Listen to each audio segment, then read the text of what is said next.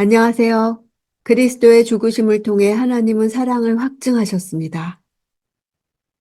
오늘 본문은 로마서 5장 6절에서 11절입니다. 6절. 우리가 아직 연약할 때 그리스도께서는 작정된 시기에 경건하지 않은 사람을 위해 죽으셨습니다. 아직 연약할 때란 죄의 능력 때문에 하나님의 뜻을 행할 수 없는 상태일 때, 원어로 직역하면 아직 무기력한 상태에 계속해서 머물러 있을 때입니다. 연약한 상태는 도덕적으로 연약하다 못해 무능한, 취약한 인간의 상태를 나타냅니다. 스스로 자신을 구원할 방법이 없는 상태를 말합니다. 경건하지 않음은 하나님의 진노를 받을 죄인데 하나님의 사랑은 진노를 뛰어넘어 구원하신 것입니다. 작정된 시기란 하나님께서 그리스도를 십자가에 내어주시기로 작정하신 때입니다. 즉 그리스도께서 우리를 위해 대속적 죽음을 죽으신 때는 우리가 전혀 그러한 사랑을 받을 만한 가치가 없었던 때였음을 강조하고 있습니다. 7절. 의인을 위해 죽는 사람은 거의 없고 선한 사람을 위해 과감히 죽는 사람은 간혹 있기는 합니다. 의인과 선인을 위해 죽는 것조차 거의 있을 수 없는 일입니다. 그러함에도 그리스도께서는 의인도 아니고 선인도 아닌 바로 죄인된 우리를 위해 죽으셨습니다. 8절. 그러나 우리가 아직 죄인이었을 때 그리스도께서 우리를 위해 죽으심으로 하나님께서는 우리에 대한 그분의 사랑을 나타내셨습니다.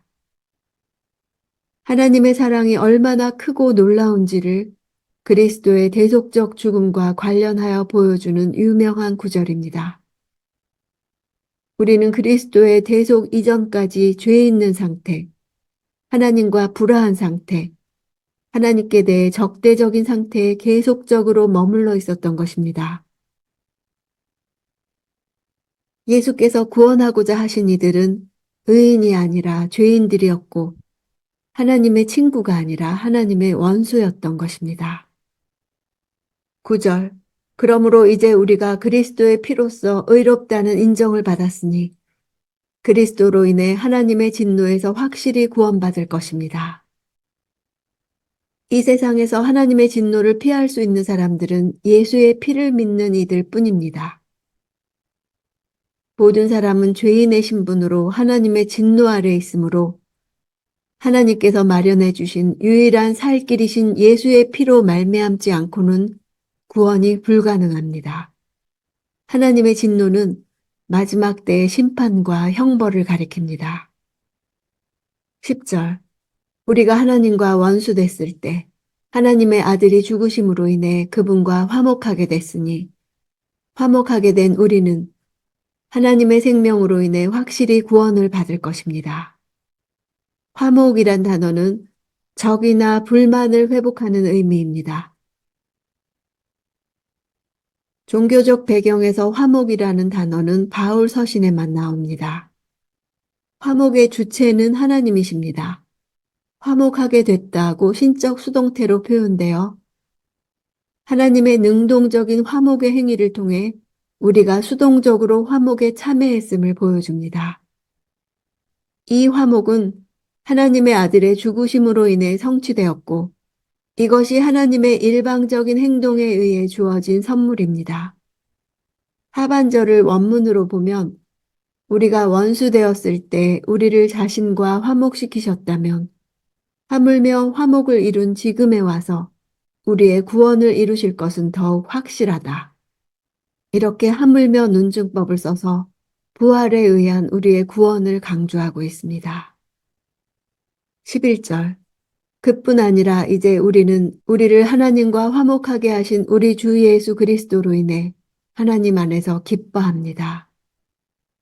의롭다함을 얻은 신자들은 이미 영원한 구원을 얻기 위해 필요한 것들을 보장받았기에 하나님 안에서 기뻐하는 것입니다.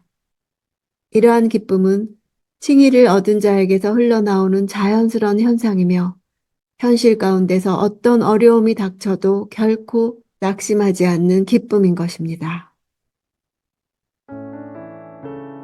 바울은 로마 성도들이 처한 환난이라는 상황의 전후 문맥 속에서 이 말씀을 했습니다.